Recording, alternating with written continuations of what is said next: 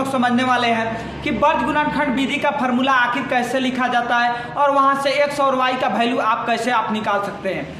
सबसे पहले जब आप इसका फार्मूला लिखने जाइएगा तो देखिए कोई भी जो समीकरण दिया रहेगा वो आपको इसी रूप में समीकरण दिया रहता है दो, और उसको बोलता है कि आप विलोपन विधि से बनाइए, प्रतिस्थापन विधि से बनाइए, या वर्ग गुणनखंड विधि से बनाइए, या ग्राफीय विधि से बनाइए। तो यहाँ पर अभी हम लोग समझेंगे कि वर्ग गुणनखंड विधि से आप वहाँ से x और y का वैल्यू कैसे निकाल सकते हैं, उसका फार्मूला क्या होता है। देखिए फार्मूला तो इसका थोड़ा सा डिफिकल्ट होता है, थोड़ा सा इसका फार्मूला हार्ड होता है, बच्चा को जल्दी याद नहीं होता है। लेकिन यहाँ पर हम जो तरीका बताएंगे उस तरीका से आपको याद नहीं करना पड़ेगा, सिर्फ उसको आप समझ लीजिएगा, बस आप कभी नहीं आप उसको भूल पाइएगा।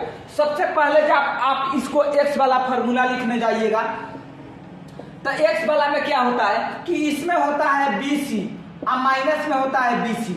एक बात आप लोग यहाँ नोटिस कीजिएगा कि इसमें x वाला के नीचे BC लिखा गया है। देखिए x में क्या रहता है, दोनों में a रहता है, तो देखिए इसमें a नहीं लिखा गया है, यानी x वाला जब लिखने जाएंगे तो उसमें a को छोड़ देंगे, तो जब a को छोड़ दीजिएगा तो इसके अलावा क्या बचता है, b और c, इसमें भी b और c यही वाला बचता है। चलिए जब आप y वाला लिखने जाइएगा तो ऊपर में y लिखिए और नीचे में देखिए y वाला में आपको b होता है, तो ध्यान रहे कि इसमें b को नहीं शामिल करना है, तो शामिल कौन होगा, a और c वाला होगा।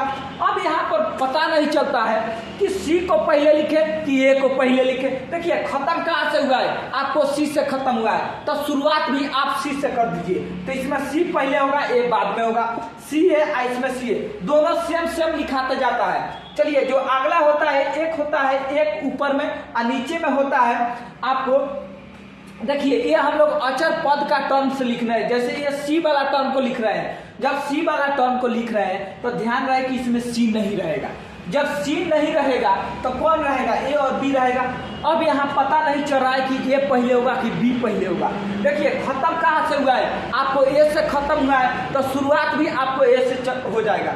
चलिए a b होगा और माइनस में क्या होगा, a b। ध्यान है कि दोनों चीजें सेम लिखा रहा है। अब यहाँ पर क्या करना है कि यहाँ पर एक लिखिए और यहाँ पर दो लिखिए और ठीक इसी को पलट दीजिए, तो यहाँ पर दो और यहाँ पर एक हो जाएगा। यहाँ पर एक लिखिए, यहाँ पर दो लिखिए और ठीक इसी को पलट दीजिए, फिर यहाँ पर एक लिखिए, फिर यहाँ पर दो लिखिए, फिर यहाँ पर इसी को पलट दीजिए। यही हो गया आपको वर्ग गुणनखंड विधि का फार्मूला। थोड़ा सा यहाँ पर हम बता रहे हैं कि इसको ट्रिक आप याद कैसे रख सकते हैं। जैसे BC को आप बोल सकते हैं बस बस बस बस। अच्छा CA को क्या बोल सकते हैं, आप का बोल सकते हैं। AB को आप क्या बोल सकते हैं, अब। ये क्या होगा, अब।